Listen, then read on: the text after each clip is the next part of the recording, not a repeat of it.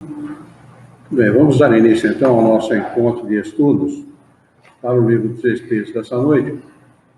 Hoje é dia 11 de novembro de 2019, 20 horas e 46 minutos, uma segunda-feira, 25 graus na cidade de Jaú. Estão conosco pelo Facebook Maria Vilma, Raquel Poloniato, José Augusto, a Lu Herrera, Sueli Toninho e o Antônio Galazini. E pelo YouTube, a nossa querida companheira Bernadette Mogi. Todos desejando uma boa noite a todos. Nós estamos estudando o Livro dos Espíritos, o capítulo 2. O livro é o terceiro, Leis Morais. O capítulo é o segundo desse terceiro livro, Lei de Adoração.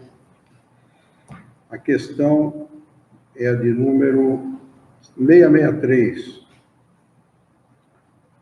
Para quem quiser acompanhar pela internet, questão 663. Nós vamos começar daí os estudos de hoje. Todo mundo lá?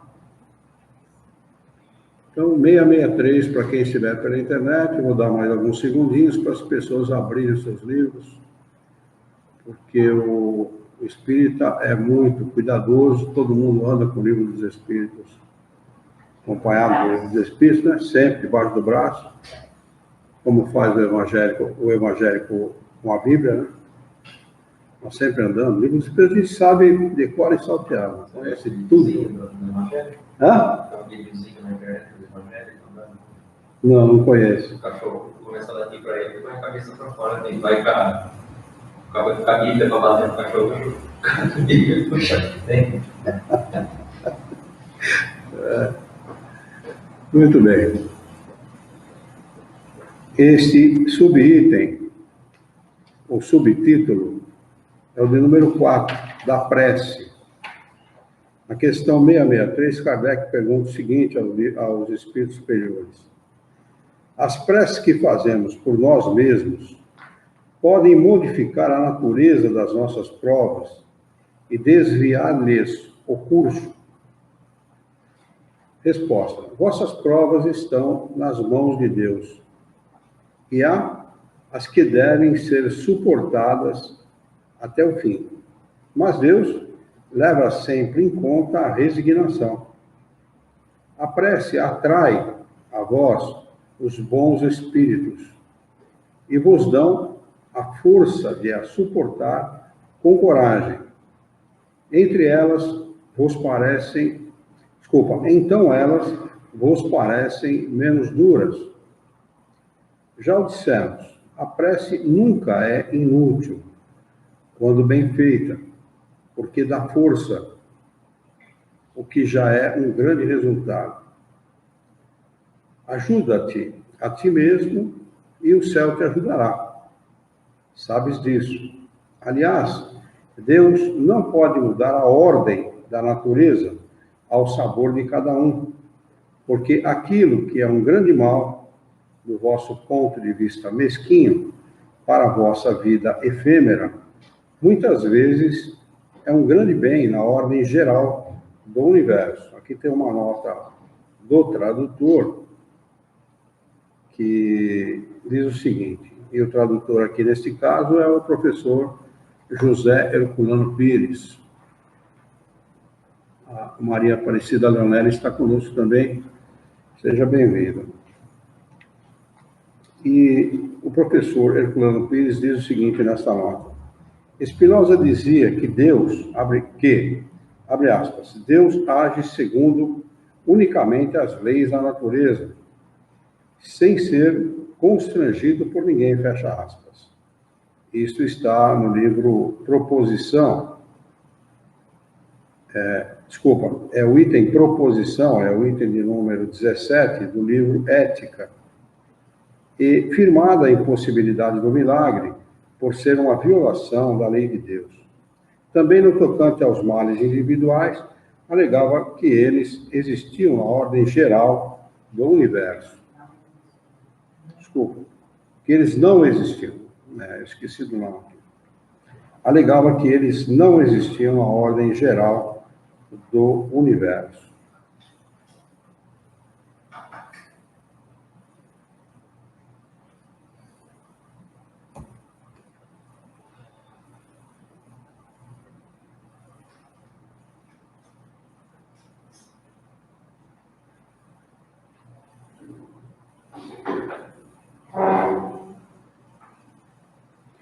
Além disso, de quantos males o homem é o próprio autor por sua imprevidência ou por suas faltas, ele é punido no que pecou.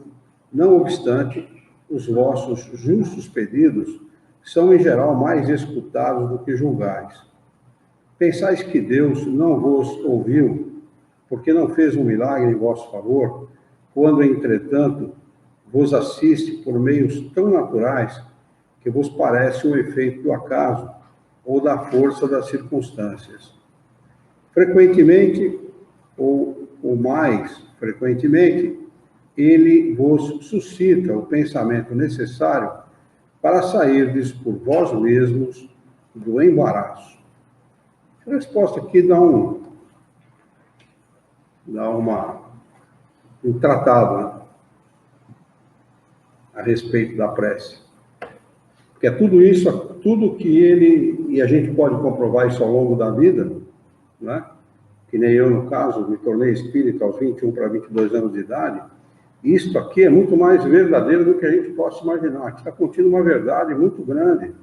É isso mesmo, exatamente isso. Não há um milagre, e o que a prece nos proporciona é a resignação necessária para nós aceitarmos aquilo que a vida muitas vezes nos impõe, e que está dentro da ordem das coisas. Nós fizemos coisas no passado, ou nessa vida mesmo, que deu origem a essas consequências.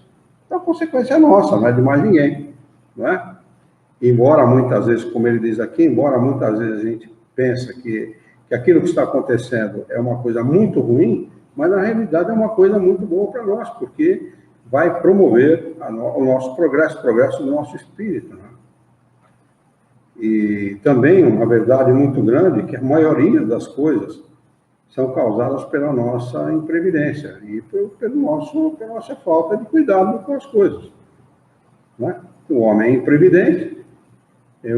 Até outro dia, bem pouco tempo atrás, eu vi uma notícia no Facebook que um ladrão de automóveis pegou o automóvel roubado e levou na casa da dona e devolveu o automóvel para a mulher. Falou assim: eu vou devolver esse automóvel para a senhora porque eu fiquei com pena da senhora, mas só vou devolver com uma condição: nunca mais largue a chave no contato. Quer dizer, então ela teve azar? Não. Apenas ela foi imprevidente. Os automóveis de hoje saem de fábrica com um sem número de itens de segurança. Se você obedecer minimamente aquilo, a chance do seu automóvel ser roubado diminui muito, né? Ela pega, larga, apesar dos engenheiros quebrarem a cabeça para colocar todos aqueles itens de segurança no automóvel, ela vai e me larga a chave no contato. Está pedindo, né? Por favor, me rouba, por favor, né? Então, o que a gente pensa muitas vezes que é azar, ou que é imposição da vida contra nós, nada mais é que a nossa imprevidência. Questão 664. É inútil orar pelos mortos, pergunta Kardec, e pelos espíritos sofredores? E, nesse caso, como podem as nossas preces lhes proporcionar consolo e abreviar os sofrimentos? Tem elas o poder de fazer dobrar-se a justiça de Deus? Resposta: a prece não pode ter o efeito de mudar os desígnios de Deus, mas a alma pela qual se ora experimenta alívio, porque é um testemunho de interesse que se lhe dá, e porque o infeliz é sempre consolado quando encontra almas caridosas que compartilham as suas dores. De outro lado, pela prece, provoca-se o arrependimento, desperta-se o desejo de fazer o necessário para se tornar feliz. É nesse sentido que se pode abreviar a sua pena, se, do seu lado, ele contribui com a sua boa vontade. Esse desejo de melhora, excitado pela prece, atrai para o espírito sofredor os espíritos melhores, que vêm esclarecê-lo, consolá-lo e dar-lhe esperanças. Jesus orava pelas ovelhas transviadas. Com isso, vos mostrava que sereis culpados se nada fizerdes pelos que mais necessitam. Então, tudo que estiver ao nosso alcance fazer por um espírito sofredor, que nós saibamos, desencarnou sofrendo, ou que teve problemas com vícios, ou com apego a coisas materiais, qualquer tipo de problema, né, problemática humana, é nosso dever fazer não só a prece, tudo aquilo que estiver ao nosso alcance. E nós seremos cobrados, é claro. Se nós podíamos fazer e não fizermos, você vai ter cumprido ou vai ter incorrido num erro por omissão, porque tanto a ação quanto a omissão são passíveis de serem punidos pela lei de Deus. 665. Pergunta: que pensar da opinião que rejeita a prece pelos mortos por não estar prescrita nos evangelhos? Resposta dos espíritos superiores a Kardec. O Cristo disse aos homens: amai-vos uns aos outros. É que essa frase foi mal entendida. Né? Entenderam amassai-vos uns aos outros. É por isso que os caras se degladiam o tempo todo, né? Mas Jesus disse amai-vos. Essa recomendação implica a de empregar todos os meios possíveis de testemunhar afeição aos outros, sem entrar, por isso mesmo, em nenhum detalhe sobre a maneira de atingir o objetivo. Se é verdade que nada pode desviar o Criador de aplicar a justiça inerente a ele mesmo, ou seja, as suas leis, né, disso que ele está falando aqui, a todas as ações do Espírito, não é menos verdade que a prece que ele dirigis em favor daquele que vos inspira a afeição é para este um testemunho de recordação que não pode deixar de contribuir para aliviar os seus sofrimentos e o consolar. Desde que revele o mais leve arrependimento, e somente então será socorrido. Mas isso não o deixará jamais esquecer que uma alma simpática se ocupou dele e lhe dará a doce crença de que a sua intercessão lhe foi útil. Disso resulta necessariamente, de sua parte, um sentimento de afeição por aquele que lhe deu essa prova de interesse e de piedade. Olha a repercussão da prece por um espírito que sofre, né? Olha a repercussão favorável, né? O Nando Ferraz está conosco, bem-vindo. Favorável a todas as partes, né? Tanto aquele que fez a prece, que se interessou por aquele espírito, por afeição ou por sentimento de caridade, quanto aquele que recebeu essa prece. Né? Diz assim, disso resulta necessariamente, de sua parte, da parte do espírito sofredor, um sentimento de afeição por aquele que lhe deu essa prova de interesse e de piedade. Por conseguinte, o amor recomendado aos homens pelo Cristo não fez mais do que aumentar entre eles, e ambos obedecem à lei do amor e da união de todos os seres.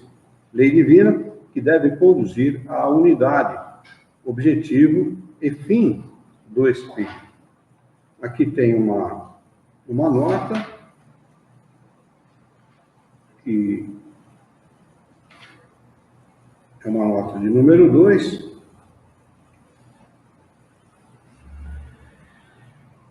que não está assinada por ninguém.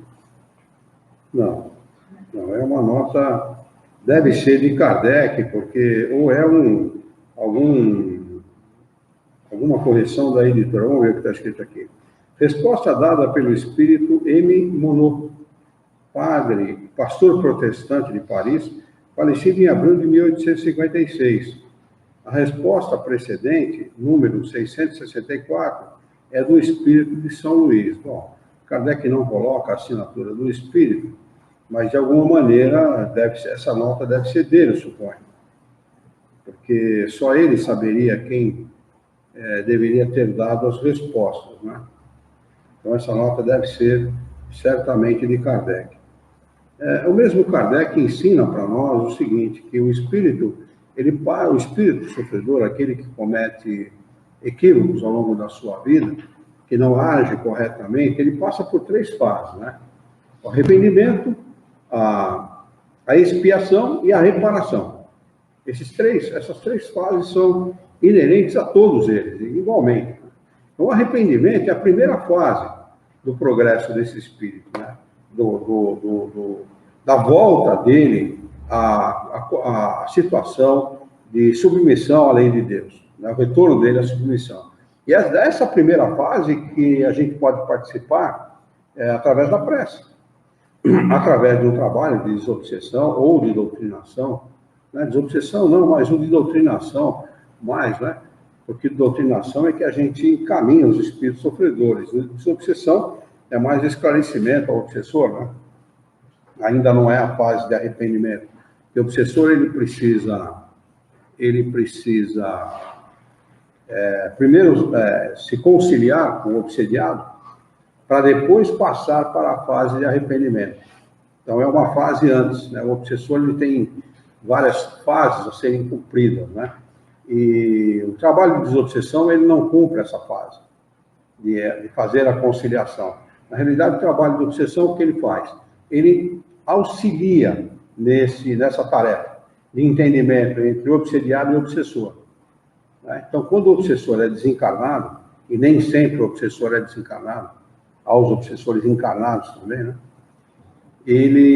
Quando o obsessor é desencarnado, ele vem num trabalho de obsessão e ele usado todos os argumentos possíveis e imagináveis para tentar fazê-lo compreender a necessidade do entendimento com o obsediado, né? Mas depois que ele se entende com o obsediado, é que ele vai passar ou não para essa fase do arrependimento, porque ele pode entender a necessidade de fazer essa conciliação com o seu obsediado, com aquele que ele obsedia, mas entender que ele não tem que se arrepender de nada, não. Tudo certo. Ele está cheio de psicopata no mundo. Encarnado, não vai ter psicopata desencarnado, é o que mais tem, né? Então ele vai ter ainda necessariamente que vivenciar determinadas situações para poder passar por essa fase de arrependimento. Mas a maioria dos espíritos, estão mais propícios para essa fase do arrependimento, que é a primeira fase do retorno do espírito para retornar ao entendimento e à submissão à lei de Deus, né? Então ele se arrepende, ele vai passar pela expiação necessária, ele vai sofrer por aquele arrependimento, porque normalmente o arrependimento traz sofrimento, porque ele se conscientiza do erro que cometeu.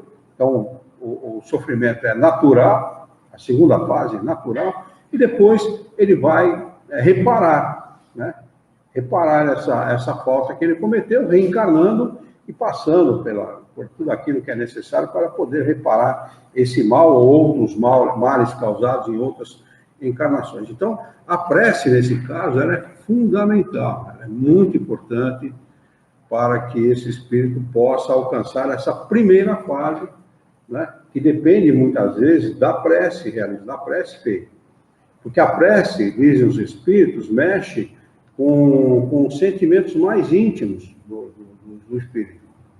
Sentimentos que não estão aflorados, que eles existem, é claro, porque nenhum espírito é em essência mal, todos são bons em essência, eles podem estar distanciados do caminho, mas são bons em essência, né?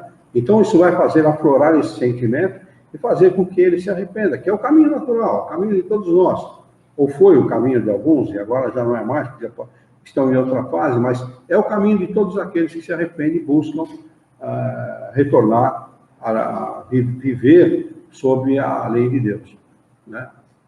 Então, essa é a grande missão, vamos dizer assim, né, da prece em relação aos espíritos sofredores, aos espíritos que sofrem. E o fato de Kardec, acho que é bom esclarecer isso, o fato de Kardec dizer que a prece pelos mortos, pelos desencarnados, como nós dissemos, não faz parte dos evangelhos, não quer dizer absolutamente nada. A Marina está conosco, bem-vinda, viu, Marina? Seja bem-vinda. Não quer dizer absolutamente nada. Os evangelhos de Jesus foram escritos, o João Batista da Silva está conosco e está desejando uma boa noite a todos. Boa noite para você também, João. Está pelo YouTube, João. E os outros que eu citei entraram pelo Facebook. Não quer dizer absolutamente nada. Foram evangelhos escritos 70 anos depois da morte de Jesus, além do que são 77 e os canônicos são só 4. Quer dizer, o valor histórico para isso é zero. Questão de número 5. Politeísmo. Pergunta 667. Kardec pergunta o seguinte aos espíritos superiores: por que o politeísmo é uma das crenças mais antigas e mais espalhadas, se é falso? Resposta dos espíritos superiores: a ideia de um Deus único só podia aparecer como resultado do desenvolvimento mental do homem. Na nossa atual fase de desenvolvimento, isso aqui foi escrito em meados do século XIX. Na nossa atual fase de desenvolvimento, talvez Kardec perguntasse assim, agora para os espíritos superiores: por que, se o homem tem a sua inteligência tão desenvolvida, ele não acredita na sobrevivência da alma? Não é?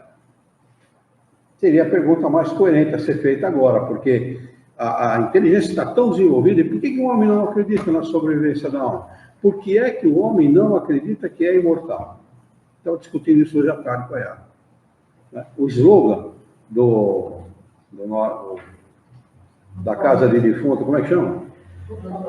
Luto Paulista, é assim: porque ninguém é imortal. Está errado. Não é? Está errado, pô. Todos somos imortais. Todos somos. Né? Por que as pessoas usam um slogan como esse numa casa como essa, né? Em Papa Defunto como essa? Porque eles estão levando em consideração única e exclusivamente o corpo. Absolutamente, exatamente isso, só isso. Né? Se levasse em consideração o espírito, a essência, e o homem confiasse nisso, isso mudaria o mundo. Mudaria o mundo. E é interessante a falta de confiança nesse ensinamento de Jesus de Nazaré, do Cristo. É interessante, Jesus pregou isso há 2000 anos atrás, somente 10% da população mundial conhece Jesus. Nós temos prova direta disso, né? Hoje eu estava na minha sala, bocejando, né? 6h20, e falei, nossa, está com sono, assim, você falou. Eu estou, mas interessante, sabe, dona Dani? Eu já vivenciei tudo isso aqui. E eu me lembro, mas pode isso? Falei, claro que pode. Eu já era, porque eu nas 2 horas da tarde. Eu falei, mas tudo que eu fiz hoje, eu tenho a sensação que eu já fiz. Eu tenho certeza que ficaram. Tá bom, a gente conversa sobre isso. Não é, todo momento você está tendo. É um clarividente. Ele viu a cena na linha do tempo. Exato. Como a linha do tempo não é essa nossa, para ele pensa que ele já viu. Né? Eu falei, mas tudo isso eu já acordei e ficou. Isso funciona exatamente no sentido de chamar a atenção do espírito encarnado para a realidade espiritual. Esse é o objetivo desses pontos. É interessante como a vida, muitas vezes, eu vou usar uma expressão aqui que não é a correta, mas dá para entender. o que eu quero dizer. A vida encurrala o sujeito. Ou ele tem um problema de saúde, ou ele tem um problema social, ou ele tem um problema na família, algum problema ele vai ter para mostrar para ele, ó, tá na tua hora, você tá maduro para entender. É impressionante, eu vi N casos. Antigamente se dizia no meio espírita, no chamado movimento espírita, o seguinte, que ou o sujeito vem pela dor ou vem pelo amor. Isso é uma mentira que existe. O espiritismo não atrai ninguém pela dor e nem pelo amor. O espiritismo atrai pela inteligência. Ele vai buscar o sujeito pela compreensão racional daquilo que ele ensina. Mas como é que os espíritos vão trazer a pessoa que está pronta e madura para esse entendimento? Chamando a atenção de alguma maneira. Eu já relatei esse caso algumas vezes aqui. Eu conheci uma pessoa chamada Sotir Tony Neto. Era um sujeito abastado, de muito dinheiro. Morava ali na zona oeste de São Paulo, Pirituba. Ele tinha uma casa de material de construção muito grande ali, tinha vários caminhões, então, um cara abastado. E ele, um sujeito novo, tinha uns 38, não tinha 40 anos de idade ainda, quando eu conheci. E ele acordava pela manhã, dormia à noite bem, normal. Acordava pela manhã, sentava na cama e caía para trás. Simplesmente isso. Começou a acontecer isso na vida dele. Bom, o sujeito que tem dinheiro não vai se tratar no INSS, não vai procurar recurso no INSS. Aonde ele foi procurar recurso? Albert Einstein. Foi lá, fez todos os exames, porque a primeira coisa se parte do pressuposto neurológico. É um problema neurológico, só pode ser, né? Então, o neurologista fez todos os exames cabíveis e imagináveis para o problema. O que encontraram? Absolutamente nada. E ele continuou sentando na cama e caindo. Bom, vamos partir para ver o esqueleto, músculo. Fizeram todos, ele gastou uma fortuna, acredito que hoje ficaria em talvez 20 ou 30 mil reais, não sei. Albert Einstein. Coisa cara, não é coisa barata, né? Bom, não encontraram absolutamente nada neste homem. Aí ela conheceu ele. Você conheceu o Sotir, né? Onde é que o Sotir foi encontrar o equilíbrio físico, emocional e psicológico? Dentro do centro espírita. Ele começou a frequentar a doutrina espírita e esses problemas simplesmente cessaram. E o Sotir, ele precisava matar um leão por dia. Porque se ele deixava de ir no centro, ele voltava o problema. E se ele ia no centro, a família ia contra ele. A família brigava com ele. Não porque exatamente ele ia no centro espírita, mas porque ele não ficava com a família. Ele era muito amado pela família. E a família queria ele em tempo integral. Como ele era um cara que era um empresário, ele tinha que dedicar muito tempo ao seu negócio. O tempo que lhe sobrava, ele dedicava ao centro espírita. Ele acabou se tornando, inclusive, presidente do centro espírita, né? E a família brigava com ele todo dia, todo final de semana, porque queria ele dentro de casa para ele participar dos eventos familiares e tal. Então tinha que matar um leão por dia. Ele tinha que ir porque tinha que ir. E ficava sentido de deixar a família para ir no centro espírita, mas ele era obrigado a ir no centro espírita. E eu lembro, fiz vários trabalhos junto com ele, inclusive campanha de rua, vibração de curas à distância, vários trabalhos nós fizemos juntos. Eu dirigia o trabalho de campanha de rua e participava do trabalho de vibração de curas à distância junto com ele. Esse homem, ele era médium, falante, e para esse homem conseguir, o espírito que o acompanhava, se manifestar através da mediunidade dele, era uma briga. Acreditem você se quiser. Era a coisa mais difícil do mundo, esse espírito se manifestar através da mediunidade do Sotir. Era uma coisa, sabe, só quem conhecia o problema dele é que podia entender aquilo que acontecia com ele. Então, é muito interessante isso, porque quando o espírito está maduro, a vida, e eu usei essa expressão não é adequada, mas explica, ela iguala. Chegou o seu momento. Você vai ter que entender. Ou você entende ou você entende. Não importa se você acredita ou não acredita, você vai ter que aprender. E normalmente são pessoas inteligentíssimas, pessoas que a inteligência já está tão avançada que não tem para onde correr. Não tem. O que ele procura de solução não lhe satisfaz. Ele procura uma solução aqui, não satisfaz. Procura outra solução ali, não satisfaz. E normalmente as soluções, quando a pessoa não é espiritualizada, são soluções materiais. Ele está no clube, não está bem. Ele vai para a balada à noite, não está bem. Ele vai para o barzinho, não está bem. Ele vai namorar, não está bem. Ele não está bem em situação nenhuma. Ele tem que procurar um equilíbrio nos bens espirituais. Aí, a partir desse momento, ele consegue equilibrar a vida dele. E acontece isso com todo mundo, quando chega o momento certo.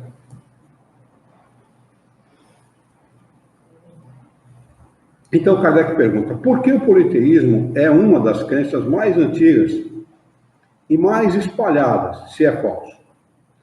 Resposta, a ideia de um Deus único só podia aparecer como resultado do desenvolvimento mental do homem. O que é desenvolvimento mental, em última análise? Inteligência. Isso é o desenvolvimento mental, não é? Não é apenas o desenvolvimento moral, mas, sobretudo, o desenvolvimento da inteligência, da sua capacidade de compreender as coisas. Porque a inteligência que leva o discernimento, não é a moralidade. Não é? Por isso que a inteligência é mais importante, num primeiro momento, é mais importante que a moralidade. Não é? Incapaz, na sua ignorância, de conceber um ser imaterial, sem forma determinada, agindo sobre a matéria, ele lhe havia dado os atributos da natureza corpórea, ou seja, uma forma e uma figura. E desde então, tudo o que lhe parecia ultrapassar as proporções da inteligência comum, tornava-se para ele uma divindade. Tudo quanto não compreendia devia ser obra de um poder sobrenatural. E disso, a acreditar em tantas potências distintas, quantos os efeitos pudesse ver, não ia mais do que um passo. Mas em todos os tempos houve homens esclarecidos, que compreenderam a impossibilidade dessa multidão de poderes para governar o mundo sem uma direção superior, e se elevaram ao pensamento de um Deus único. Exemplo, Sócrates, né? Que viveu muito antes de Jesus e pregava praticamente todas as coisas, salvo algumas exceções, que o Espiritismo prega, né? Platão, que foi o seu discípulo mais próximo, né? A mesma coisa. E homens assim, não é? Houve, nos nossos estudos do Fundamentos do Espiritismo, o senhor mesmo deu vários exemplos, né, de vários filósofos da época de ouro da Grécia, né, que tinham pensamentos reencarnacionistas, né?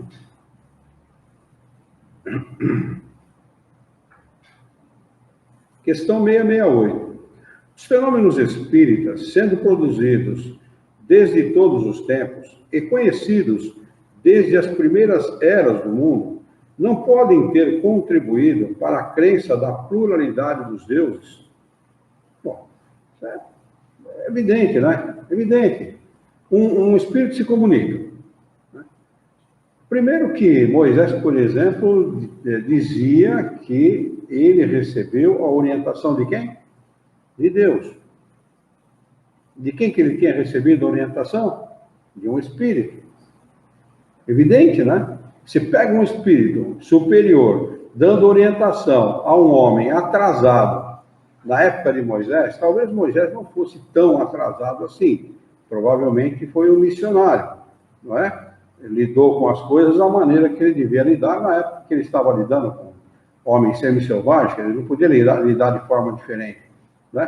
Mas você pega um espírito superior orientando um homem semi-selvagem, o que ele vai pensar que ele é? Deus. Só pode ser um Deus, não pode ser outra coisa.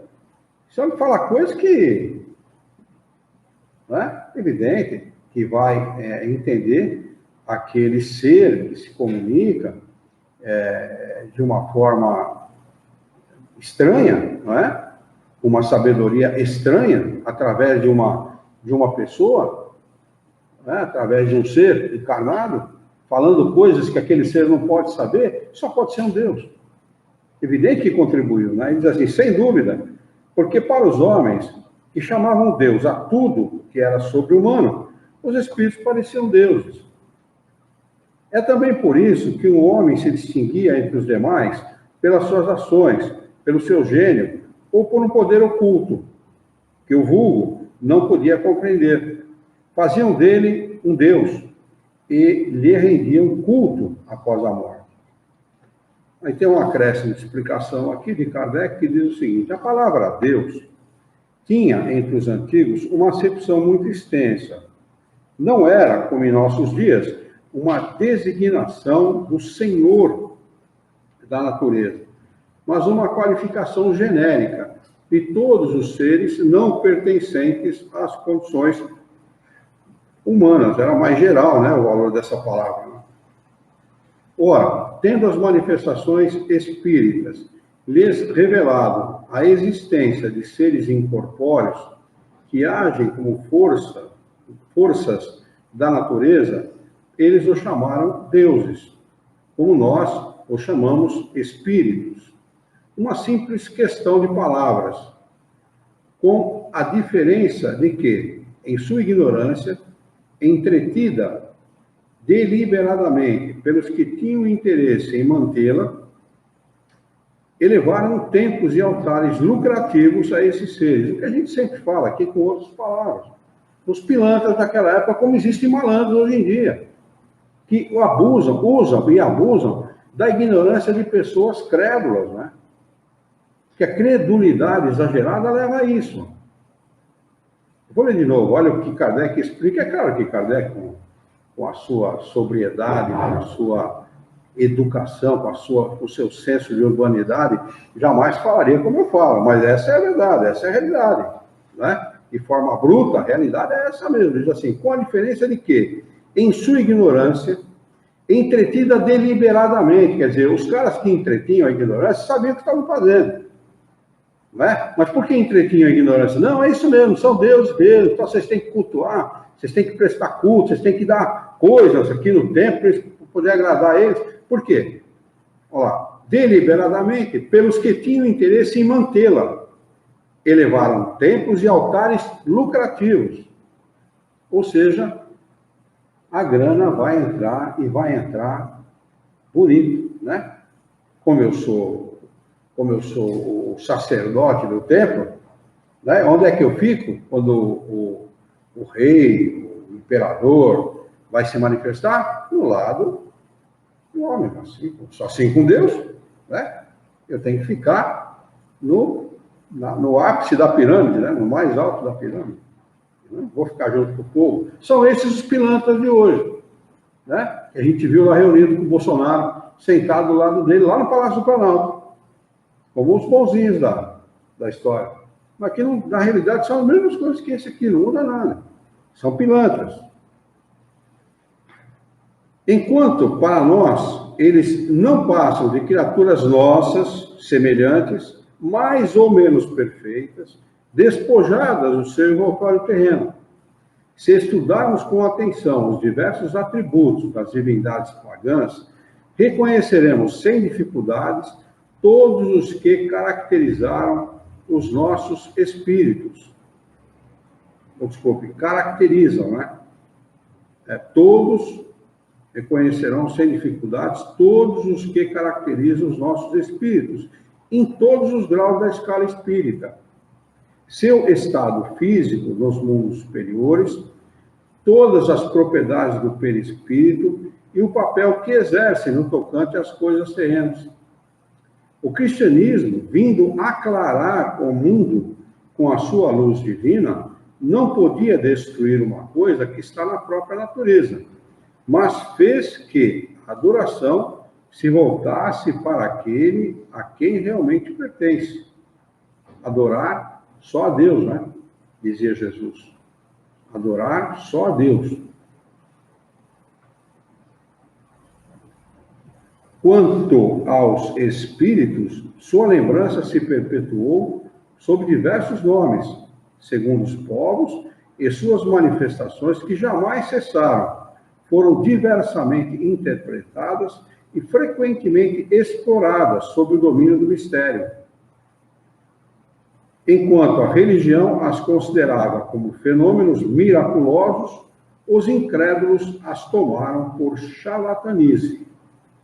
Hoje, graças a estudos mais sérios, feitos à luz, à plena luz, o Espiritismo, liberto das ideias supersticiosas que o obscurecem através dos séculos, nos revela um dos maiores e mais sublimes princípios da natureza.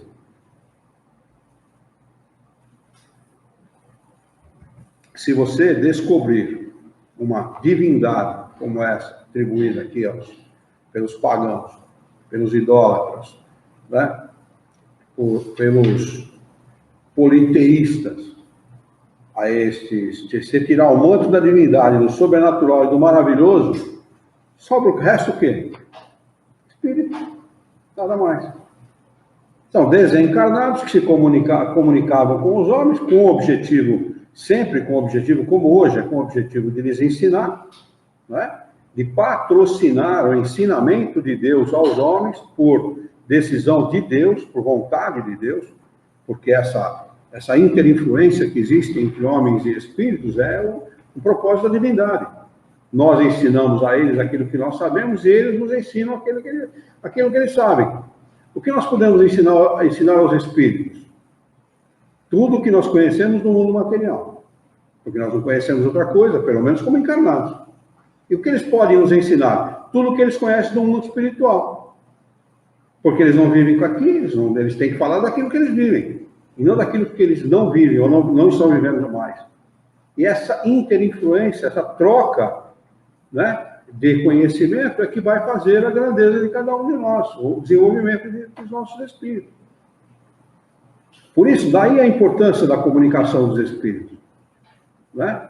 O fato de um ser desencarnado se comunicar tem um valor para nós inestimável, porque mostra uma realidade ao homem que até então era tida como sobrenatural, como maravilhosa, era colocado em conta de mistério, né? Não sabia o que era, não se dava conta daquilo que era, da realidade que era, e com o advento do Espiritismo se esclareceu esse fato.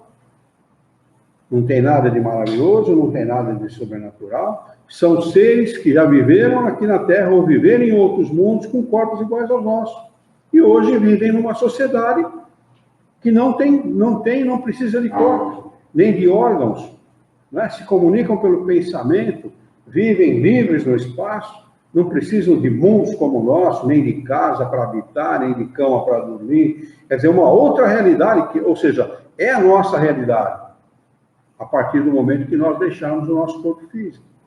Isso traz uma revelação extraordinária, né? Revelação essa que está nos mais diversos livros da antiguidade, aí espalhados pelo mundo inteiro, né? O que Kardec fez foi o quê? Ajuntar isso num código de leis. Pegou essas informações todas, né? Pesquisou junto dos espíritos e foi dessa colcha de retalhos, que era essa informação, juntou tudo num tecido só, né? Organizou de maneira que o homem pudesse entender essa sua realidade, até então dispersa pelo mundo inteiro, né? Os malandros sabem dessa realidade.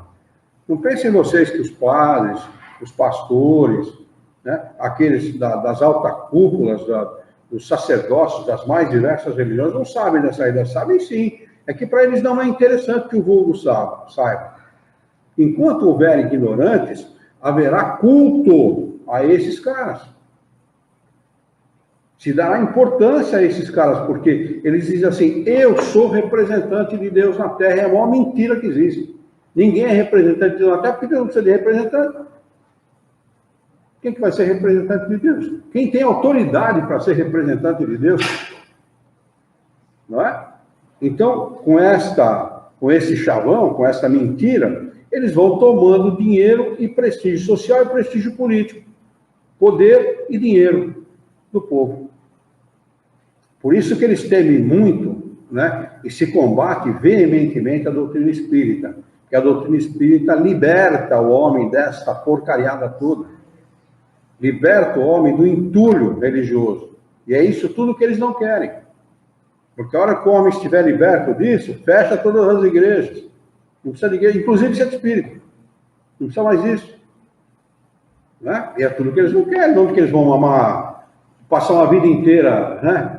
Com cama, roupa, cama, comida e roupa lavada, sem trabalhar. Eu li um livro chamado Memórias do Padre Germano. Já leram esse livro? Tem aqui na biblioteca, leiam. Memórias do Padre Germano é escrito por um padre que depois se comunica através de um médium espanhol, ou uma espanhola, se eu não me engano. Como é que era o nome dela? Você lembra do nome dela? Era uma médium, né? Amália Domingos Soler. Amália Domingos Soler é a médium que recebe a mensagem desse espírito relatando o que ele passou na Igreja Católica, o que ele vivenciou na Igreja Católica. Leiam esse livro, que vale a pena. Memórias do Padre Germano. É maravilhoso a esse respeito e retrata muito bem o que é a Igreja Católica. Porque uma das coisas que ele mais se queixa nesse livro é de não poder ter o prazer, a bênção de ter uma família, de ter filhos, de ter esposa, por impedimento das leis da igreja. E ele queria fazer o bem das pessoas, cada vez que ele fazia um bem, colocavam ele no ele fazia o bem das pessoas, a igreja expulsava ele para mais longe.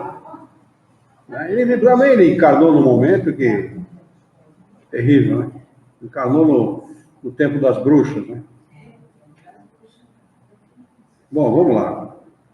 Igreja Católica à parte, o item é o de número 6, sacrifícios. Deixa eu ver se tem alguma pergunta aqui pela internet. Não temos nada. Muito bem. Sacrifícios. Questão 669. Pergunta Kardec aos espíritos superiores. A prática dos sacrifícios humanos remonta à mais alta antiguidade. Como foi o homem levado a crer que semelhantes coisas pudessem agradar a Deus? Resposta dos espíritos superiores a essa pergunta. Primeiro, porque não compreendia. Compreendia está no passado, né? Conjugação do verbo. Está correto, professor? Mas eu colocaria no presente. Vocês não colocariam também? Porque o Deus de Spinoza, por exemplo, né? Deus de Spinoza, se a gente pegar a maneira pela qual Spinoza define o Criador, é perfeito. Não tem nada o que tirar do Criador, do Deus Espírito. Com um único detalhe, o Deus de Spinoza está na natureza. Ou seja, ele está no mundo em que ele criou. Né? Então a gente pode dizer, e é um filósofo renomado, né? Do mais alto conceito, ele goza do mais alto, entre ele e o Descartes, né? Todos eles gozam do mais alto conceito. Então, a maior parte dos seres humanos acreditam que Deus está na natureza. Acreditam que Deus está na sua criação. O Denis Bertelli, bem-vindo, Denis. Prazer tê-lo conosco, viu? Um beijo na esposa, um grande abraço para você.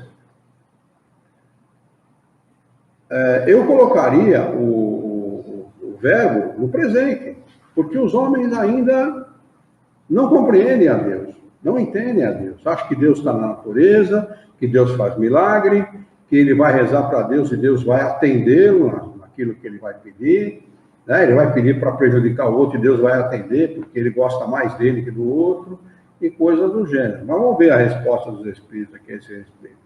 Primeiro, porque não compreendia a Deus como sendo a fonte da bondade. Entre os povos primitivos, a matéria sobrepõe-se ao espírito. Eles se entregam aos instintos animais e por isso são geralmente cruéis, pois o senso moral ainda não se encontra neles desenvolvido. Depois, os homens primitivos deviam ser crer naturalmente que uma criatura animada teria muito mais valor aos olhos de Deus que um corpo material. Foi isso que os levou a imolar primeiramente animais e mais tarde criaturas humanas, pois, segundo sua falsa crença, pensavam que o valor do sacrifício estava em relação com a importância da vítima. Na vida material, como geralmente a levais, se ofereceis um presente a alguém, escolheis sempre o de um valor tanto maior quanto a amizade e consideração.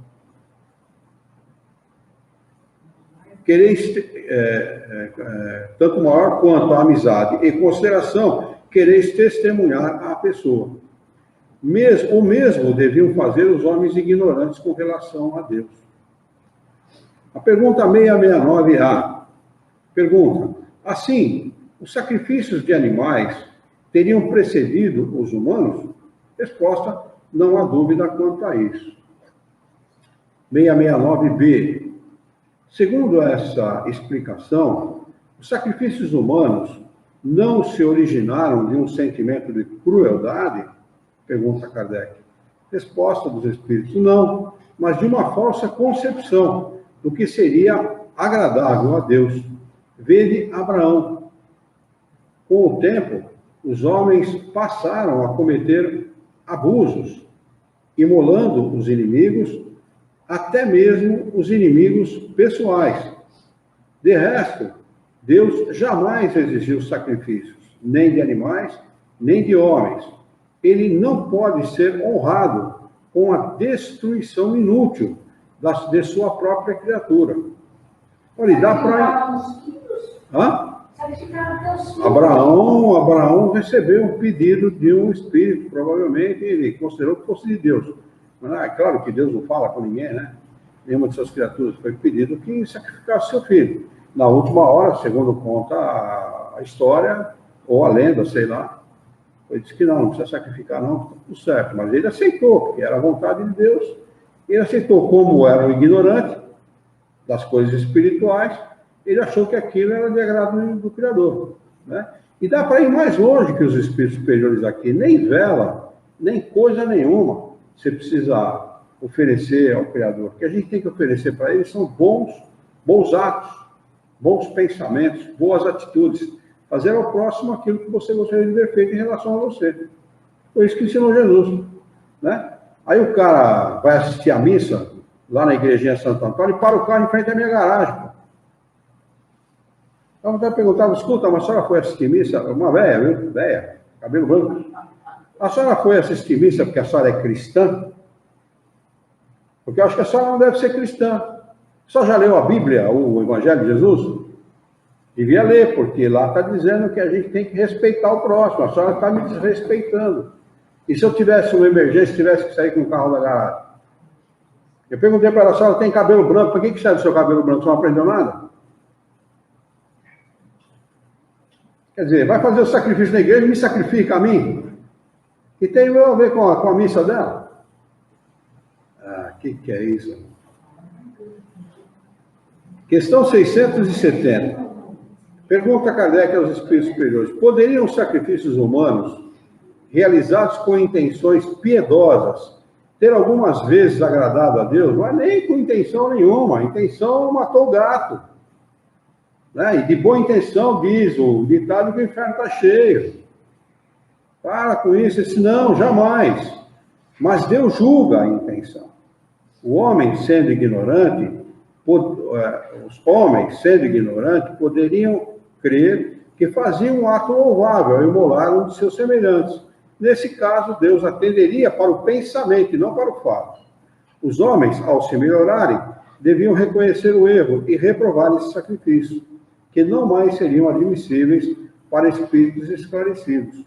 Eu digo esclarecidos porque os espíritos estavam então envolvidos pelo véu material, mas, pelo livre-arbítrio, poderiam ter uma percepção de sua origem e sua finalidade. Muitos já compreendiam por intuição o mal que faziam e só o praticavam para satisfazer suas paixões. Quer dizer, é sempre o orgulho e a vaidade à frente de todas as coisas, né? Você pega um japonês tradicionalista, não é? Se ele comete algum erro na vida dele, se ele fracassa na vida, o que ele pratica? Se ele for tradicionalista, ora queria. Né? Mas esse ato é um ato que advém do quê? Da vaidade, do orgulho. Né? Não tem necessidade nenhuma, vai se imolar, vai se matar. A troco de quê? Ele vai lavar a sua honra, por acaso? Vai nada. Vai passar para o mundo espiritual como um suicida. Né? E o pior dos suicidas, porque ele tinha consciência daquilo que estava fazendo. Questão de número 671. O que devemos pensar das chamadas guerras santas? Aí, nossa, aí já enrolou tudo, né? Aí vai ser um pega, quer ver? O sentimento... Oi? O sentimento que leva os povos fanáticos a exterminar o mais possível os que não partiram de suas crenças com o fim de agradar a Deus, não teria a mesma origem dos que antigamente provocavam sacrifícios humanos? Resposta: esses povos são impulsionados pelos maus espíritos. Isso está acontecendo agora, pleno século XXI, com os muçulmanos. Eles estão fazendo isso. Tem lugar na Inglaterra que não se pode mais praticar o cristianismo, está proibido, porque governador, prefeito e praticamente todos os políticos são muçulmanos. E a maioria muçulmana tem que andar de burca em plena Inglaterra.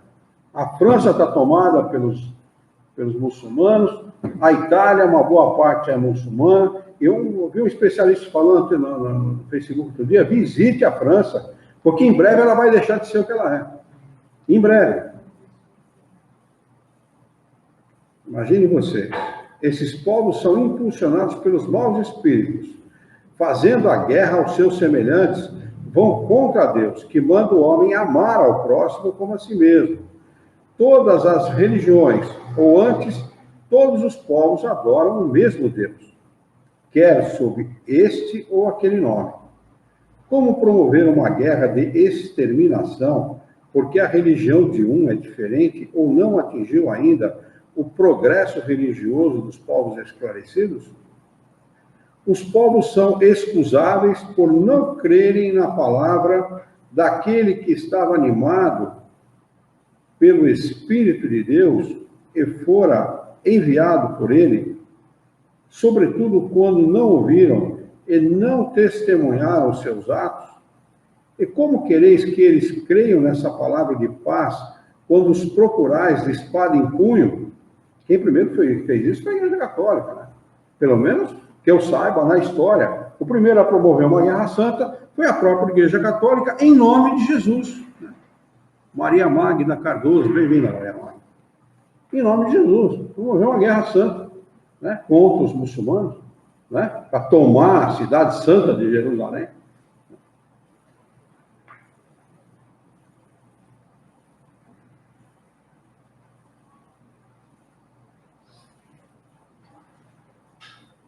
Eles devem esclarecer-se e devemos procurar fazê-los conhecer a sua doutrina pela persuasão e a doçura, e não pela força e o sangue. A maioria de vós não acreditais nas nossas comunicações com certos mortais. Por que quereis, então, que os estranhos acreditem nas vossas palavras, quando os vossos atos desmentem a doutrina que pregais? Está falando diretamente para os espíritas, diretamente. Né? Age desse jeito, como é que você quer que as pessoas acreditem no espiritismo? Nilza Rodrigues, bem-vinda, Nilza.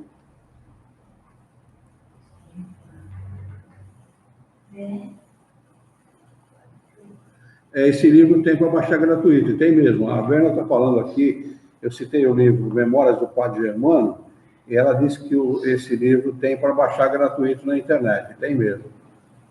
Só procurar, que vocês vão achar. É só digitar no Google Memórias do Padre Germano. Questão 672. Pergunta de Kardec aos espíritos superiores. A oferenda dos frutos da terra teria mais mérito aos olhos de Deus que o sacrifício dos animais? Resposta. Já vos respondi ao dizer que Deus julgaria a intenção e que o fato em si teria pouca importância para ele.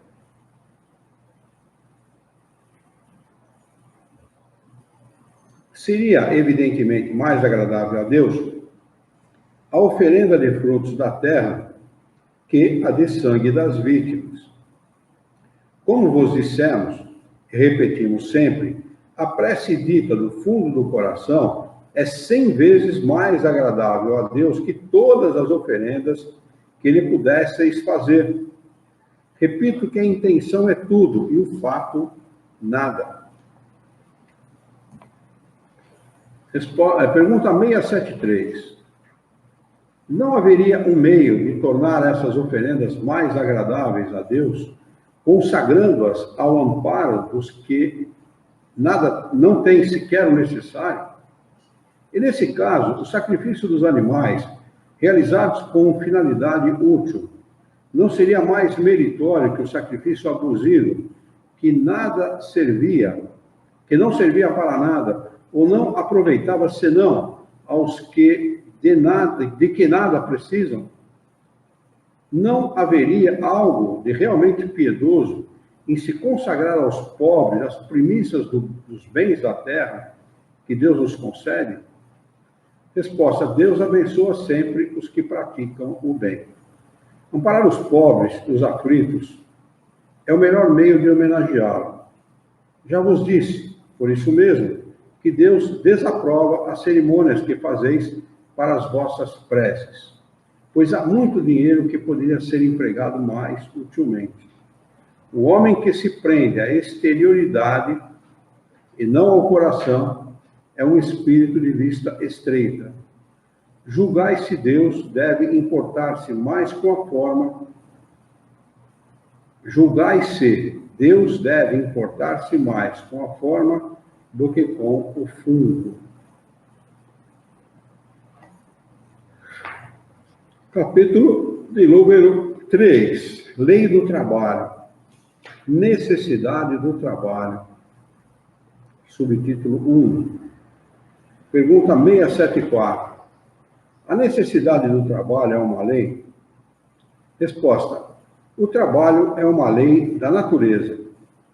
Por isso mesmo, é uma necessidade. A civilização obriga o homem a trabalhar mais porque aumenta suas necessidades e os seus prazeres. Questão de número 675. Só devemos entender por trabalho, senão as ocupações materiais? Resposta: não. O espírito também trabalha com o corpo. Toda ocupação útil é trabalho. Questão 676. Por que o trabalho é imposto ao homem? Resposta: é uma consequência da sua natureza corpórea. É uma expiação e, ao mesmo tempo, um meio de aperfeiçoar a sua inteligência. Sem o trabalho, o homem permaneceria na infância intelectual. Eis porque ele deve a sua alimentação, a sua segurança e o seu bem-estar ao seu trabalho e à sua atividade. Aquele que é de físico franzino, Deus concebeu a inteligência para o compensar, mas há sempre trabalho. Questão 677. Pergunta de Kardec: por que a natureza provê por si mesma a todas as necessidades dos animais? Resposta dos espíritos superiores: tudo trabalha na natureza. Os animais trabalham como tu, mas o seu trabalho, como a sua inteligência, é limitado aos cuidados da conservação. Eis porque, entre eles, o trabalho não conduz ao progresso, enquanto entre os homens tem um duplo objetivo: a conservação do corpo e o desenvolvimento do pensamento, que é também uma necessidade e que o eleva acima de si mesmo. Quando digo que o trabalho dos animais é limitado aos cuidados de sua conservação, refiro-me ao fim a que ele se propõe trabalhando. mas eles são ainda, sem o saberem, enquanto se entregam inteiramente a prover as suas necessidades materiais, os agentes que colaboram nos desígnios do Criador. Seu trabalho não concorre menos para o objetivo final da natureza, embora muitas vezes vós possais ver o seu resultado. Não possais ver o seu resultado imediato. Questão 678. Pergunta de Kardec. Nos mundos mais aperfeiçoados, o homem é submetido à mesma necessidade de trabalho? Resposta. A necessidade do trabalho a natureza do trabalho é relativa à natureza das necessidades. Quanto menos necessidades materiais, menos material é o trabalho. Mas não julgueis por isso que o homem permanece inativo e inútil. A ociosidade seria um suplício em vez de ser um benefício. Questão 679. O homem que possui bens suficientes para assegurar a sua subsistência está liberto da lei do trabalho? Resposta: do trabalho material, talvez, mas não da obrigação de se tornar útil na proporção de seus meios, de aperfeiçoar a sua inteligência ou a dos outros, e que é também um trabalho. Se o homem a quem Deus concebeu bens suficientes para assegurar sua subsistência não está obrigado a comer o pão com o suor da fronte, a obrigação de ser útil aos seus semelhantes é tanto maior para ele quanto a parte que lhe coube por adiantamento. Quanto a parte que lhe coube por adiantamento lhe der maior lazer para fazer o bem. Quer dizer, o compromisso é dobrado, né? O sujeito pode ter dinheiro suficiente para se manter sem trabalhar, mas o compromisso dele com a humanidade é dobrado, na mesma proporção da quantidade de dinheiro que ele tem para o seu próprio lazer. Questão de número 680. Não há homens que estão impossibilitados de trabalhar, seja no que for, e cuja existência é inútil? Resposta: Deus é justo e só condena aquele cuja existência for voluntariamente inútil. Porque esse vive na dependência do trabalho alheio. Ele quer que cada um se torne útil na proporção de suas faculdades. Questão 681. A lei da natureza impõe aos filhos a obrigação de trabalhar para os pais? Resposta: certamente, como os pais devem trabalhar para os filhos. Eis porque Deus fez do amor filial e do amor paterno um sentimento natural, a fim de que, por essa afeição recíproca, os membros de uma mesma família sejam levados a se auxiliarem mutuamente. É o que, com muita frequência, não se reconhece em vossa atual sociedade. Nesses asilos, né? Eles deviam ser chamados depósitos de gente, está cheio desses exemplos, né? De bons filhos. Infelizmente. Vamos marcar aqui esse item 2, limite do trabalho, repouso, com a data de hoje. Hoje é dia 11 do 11 de 19, para nós retomarmos na próxima segunda-feira. Perguntas, dúvidas, se alguém quiser acrescentar alguma coisa, este é o momento.